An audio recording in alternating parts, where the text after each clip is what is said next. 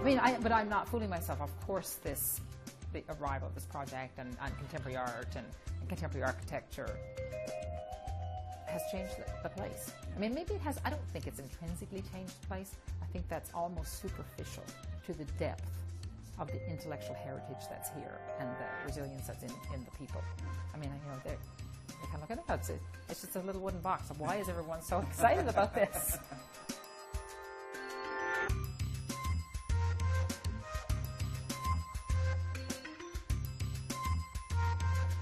Born into a poor fishing family on Newfoundland's Fogo Island, Zita Cobb went on to become the third highest paid female executive in North America as the chief financial officer for the high-tech company JDS Uniphase. She walked away from that life in the early 2000s and spent a few years sailing around the world before returning to Fogo to build a world-class 5-star inn and create a series of scholarships and artist residencies designed to preserve and enhance the island's culture. We met Zita Cobb at the Fogo Island Inn in Newfoundland. Zita, I wanted to start by asking you a little bit about your early life here on Fogo Island, because the Fogo Island that you grew up on is a very different place than the Fogo Island of today, I'm thinking. Dramatically different? I know. I mean, the landscape, which is the most powerful experience of life here, is the same. Right. That's the most important thing. I mean, the human contraptions have all changed. I mean, in some ways, I think I was born in another century. Yeah. And than the one we live in now, because we didn't have everyday access or even every week access by ferry for much of it, and we certainly didn't have all of the technological connections to the mainland. Mm-hmm. We didn't have doctor, we didn't have all those things that we now have. So that was all really different. Electricity? Electricity came in, we got it in our house in 1971. Okay. So, but I mean, I did my homework by an oil lamp, and right. That sounds terribly cliched, but it's true. Okay, yeah. And there was nothing wrong with it. And we, carried water from the brook and all of that, which gives you a whole deeper appreciation for water. I'm sure it does. Yeah, for sure. You were one of 7, and you were the only girl, is that right? That's right. And I think that if my mother had another girl after me, we'd probably be 15, because she just kept having all these boys, and then finally a girl, and then she thought, oh, maybe things have looked up. And Maybe I get a bunch of girls now? That's right, and then she got another boy, and then she stopped. Okay, okay. Yeah. Now, how do you think that informed your personality growing up with a bunch of brothers? Oh, I think it made all of the difference to everything, for sure. I mean, I think it, most of my career was in the business world, which is mostly boys, not so many girls. It's changing, but I think it prepared me well for that, for sure. So you were here until, you spent a year in a sanatorium, did you not? I did. At one point? Tell me about that. How did that come about? And what was that experience like? Because you were away for a year. I think of in my 55 years, because I'm not finished forming yet, it probably was the most formative thing, other than having been born in this place. Yeah. But, to go away, we had the TB, we used to call it the TB boat,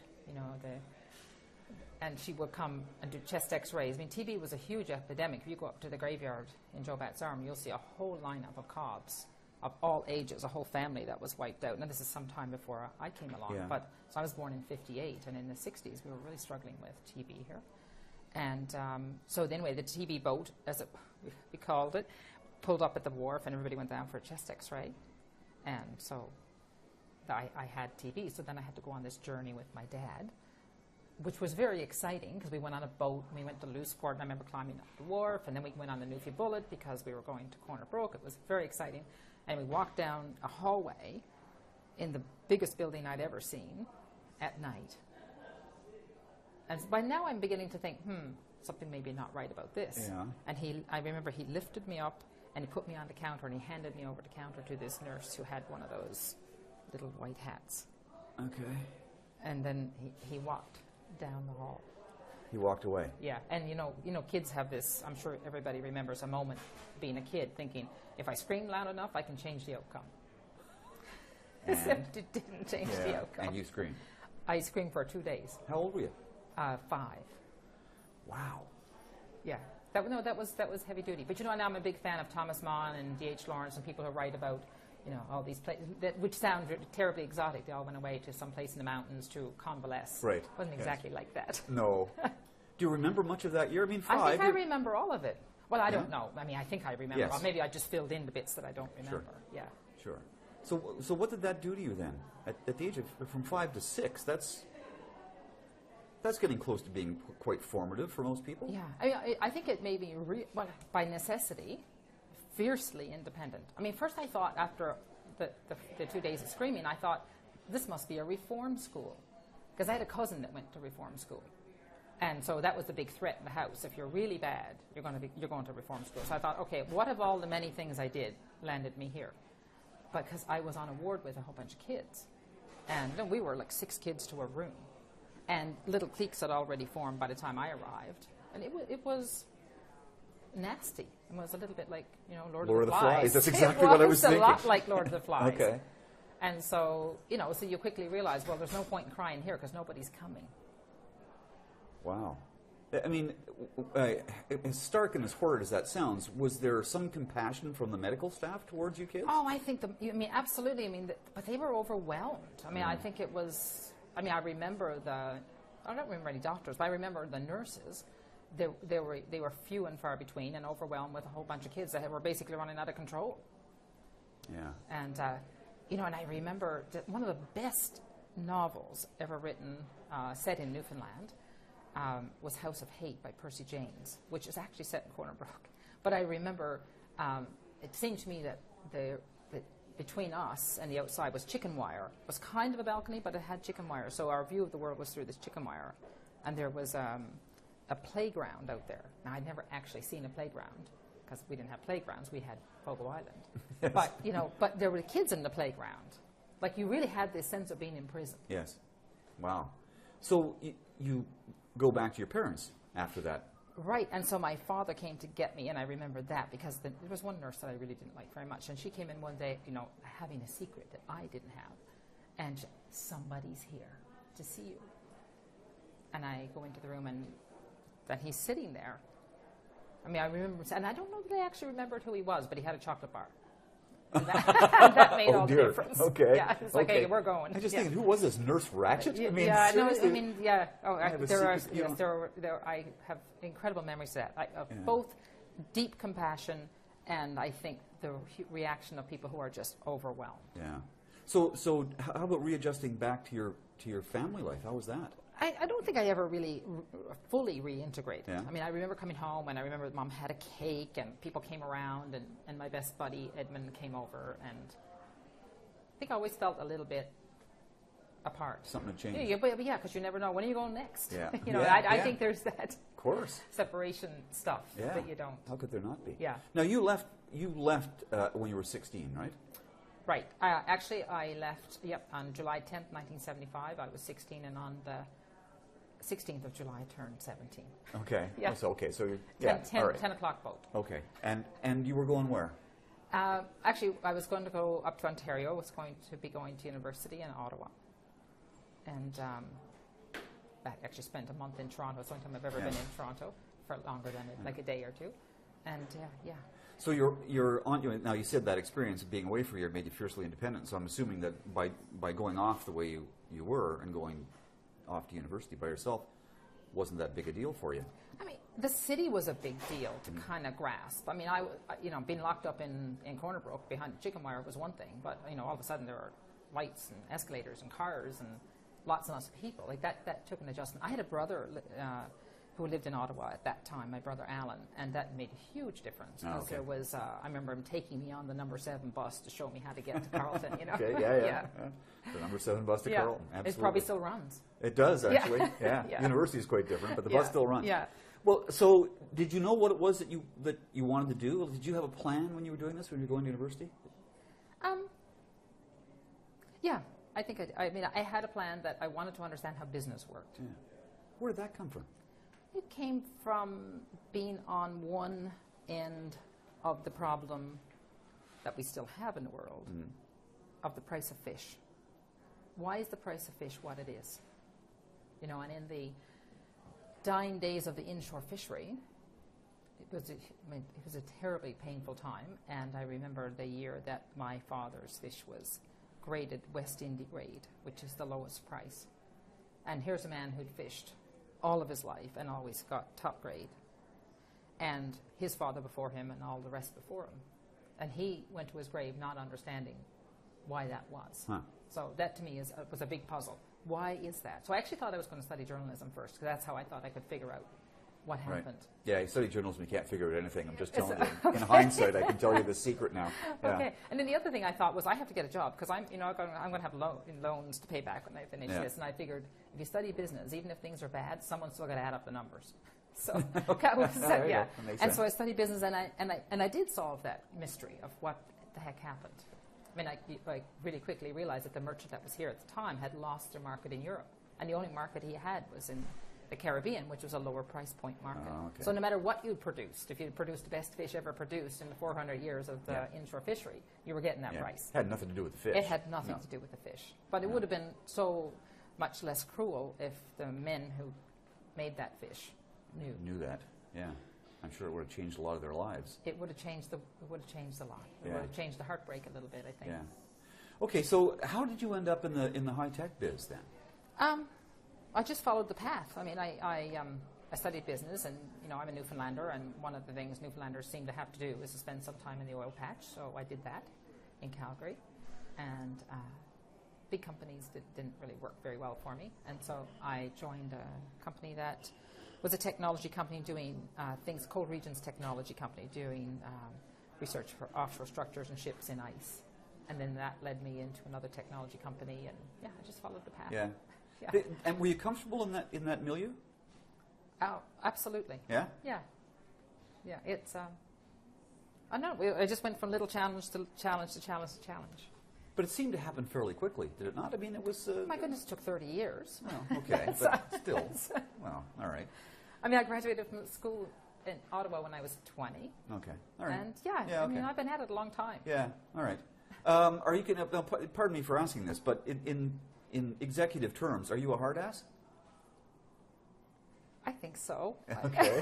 Oh, okay. Well, maybe, I think I am. It depends on what I'm doing. Okay. If you put me in a situation where it's about competition, oh yeah. You're very competitive? Yes. Okay. Type A personality? I don't know. Maybe, probably. I don't know.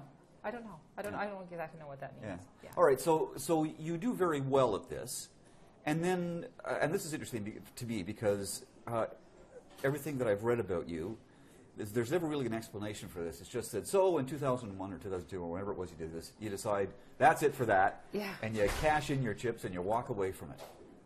Yeah. What precipitated that? What was that all about? I had always planned, in my career, I had taken time off a number of times, twice.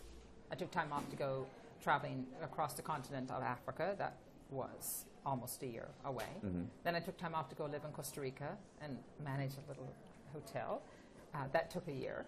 And so, I don't know, I got, so when I came back from Costa Rica in 92, I thought I wouldn't stay beyond 4 years or so. I kind of always wanted to learn and travel and see.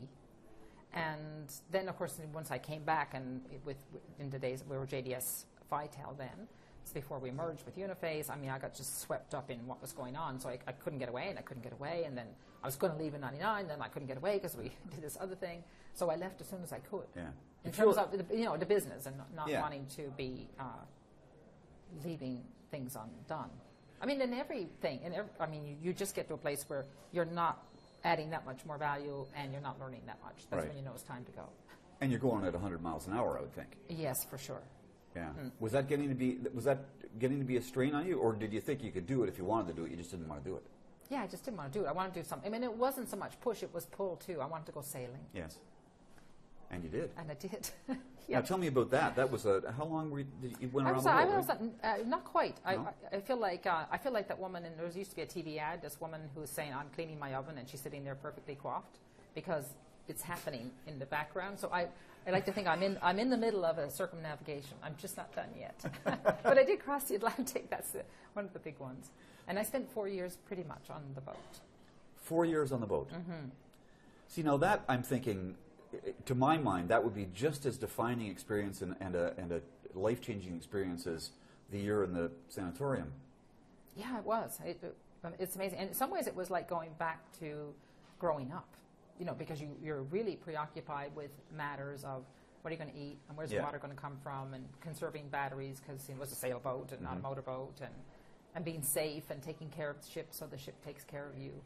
I love that. I love the immediacy of your actions. Everything you do. That's the wonderful thing about islands, right? The feedback loop is very short. Okay. On a sailboat in the middle of the Atlantic Ocean, even shorter. Even shorter. And I think that we don't. I'm happier when I can feel the feedback. Yeah. When it starts to get kind of amorphous and you don't really know, that makes me kind of squirrely. It is. Yeah. You didn't travel alone. You traveled with people? With friends. Yeah, with friends generally. I mean, it was no crew. It was friends, and you all knew depending what you were on the doing. length of the journey. No, we probably didn't. Much like this. Okay. We learned. We kind of figured it out. I mean, I remember the first overnight passage and thinking, good God, we don't know what we're doing. None of us had done an overnight passage on a sailboat. And it was very scary. I always feel like you're on the edge. You're paying very close attention. Yeah. And that's when it's the best. Okay. When you have to pay close attention. Okay. Frightening, but yes. You know that you're really kind of awake.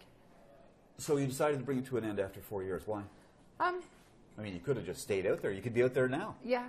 I mean, even during the 4 years, it wasn't enough. I think I have a kind of a tyrannous amount of energy, and it wasn't enough. And actually, during the 4 years, I was doing these projects in Rwanda, radio education projects, and anyway, that's a kind of a long story. And at home, I was coming home because there were these scholarships here that we had as a Cobb Family Foundation, and then I guess I just had more energy than the boat could absorb. Yeah. And you can only have so many cocktails at sunset. Well, okay, if you say so. So you mentioned the scholarships, and that was, I guess, the sort of thin edge of the wedge that led you to where you are now, and what you're doing. Led me home. It led you home. This, tell me a little bit about the scholarships. What was the idea there? When I left here in '75, I won a Government of Newfoundland scholarship, which made all the difference to my ability to go. I mean, it wasn't enough that I didn't have student loans, but it made a material difference. And so I thought, well, I have more money at that point than I need, and so that would be a good thing to do for the kids coming out of school here. And actually, it was a funny thing because there were two. At the time, I totally misjudged something. I thought, okay, one is going to be for boys and one's going to be for girls, thinking that that the girls would maybe need I needed to call it out to protect the girls to make sure that they. Sure. In that time, it changed completely. That the boys became sort of in that period of time less academically inclined. It was very funny. Yeah, there was a lot of learning in that. Yeah. And how was it? I mean, I have read, and you know this very well, and all the stories that have been written about you doing this. That there's the story that's always told is that, some lady said to you once, "Yeah, it's a good thing you're doing, but you're sending our kids away." Yeah. Well, she said it a bit saucier than that. Did she? Yeah. Did she now? Yeah, and how exactly did she say it? She said something like, well, I suppose you know what you're doing. She said, all you're doing is send the kids away. Can't you do something to make jobs? It was like that. Yeah. Was that an eye-opener for you? It was a challenge. I felt took it as a challenge because I think it was meant as a challenge. Yeah. I mean, it's all very well and fine for you to come home every year and say what a wonderful thing you're doing, but I mean, come on, what are you really doing? Well, now it's interesting to see because one of the other things that I've done in my distant past is community development work, and the reason that I got into it was by watching. I have a diploma in it, and by watching the Would you like a job? The NFB films, the Fogo process as it became known, which I understand even this evening as we're sitting here is being shown upstairs. Yes, absolutely. But that was a very big deal, and a lot of people in this area are very much aware of that. Now, that was something that brought this community together in the 60s. Well, we wouldn't be here if that hadn't happened.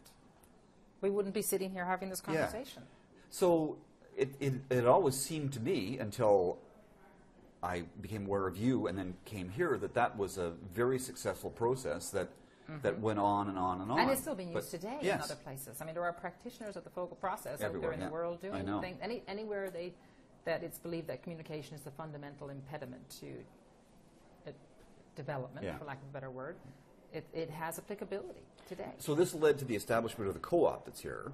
It did. A small shipyard came out of it, which Yeah. has since closed, but the co-op, which sustains this community economically today, Yeah. it was a direct product of that. So is that not functioning as effectively now in the global market that we have now as it once was? Are things more precarious here on the island than they were? Well, I think so. I mean, the whole fishing industry. I mean, you know, the cynics say the fishing industry has been in trouble for 400 years in Newfoundland and Labrador. But I mean, we're going through an acceleration now, and I mean, the whole market has shifted to be bigger players. There's a huge amount of consolidation that's gone on. You know, sometimes you wake up and think, good grief, what are we going to end up with? One big boat chasing, you know, all the fish, and one big fish plant somewhere. I mean, how does it? And I mean, It's the same with farming too. It's the this industrialization it marches on. Yeah. And so it definitely makes it more difficult for the co-op in markets. I mean, I think they're holding their own, though. You know, I was going to say, so when this woman says to you, "What can you do to create jobs?" Yeah. What did you think? Did you think, well, hang on, isn't the co-op working? What was your thought? No, my thought always has been about this place from my own experience of growing up here. The fishery is essential to the economy here and to the culture here. If boats don't go to sea, we won't know who we are. If boats don't go to sea, why are we even here? So it's essential, but not sufficient. Okay. Not everybody wants to go into the fishery. There's not enough employment in the fishery for everyone. And so the idea, so what I thought was, how can we do something that's complementary to the fishery and that draws on the natural assets and resources we have here in this community? And you don't have to think very long before it leads you to hospitality. Yes. Yeah.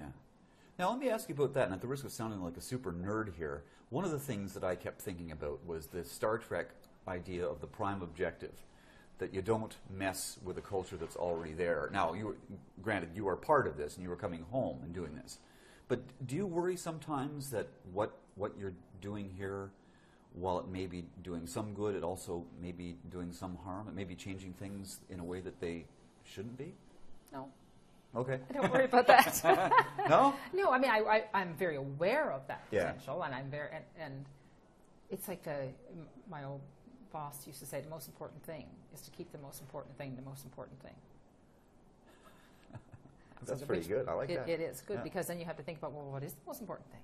He used to also go on to say, and if you don't know what the most important thing is, don't go out of the house in the morning because you're just going to do more harm than you're going to do good. So for me, the most important thing is the idea of community, and we could talk about community because that word is so overused and misunderstood in modernity that we need to go back and revisit what that means. But it's about kind of, Auden's line about loving your crooked neighbor with your crooked heart. You know, it's really managing how you get along and hang together through some set of shared values.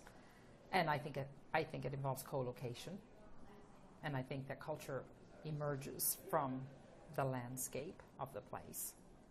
And so we come along and say, okay, what can we do that adds to the economy and the economic resiliency of the place, and at the same time, this is the important part, at the same time, adds to the cultural resiliency of the place.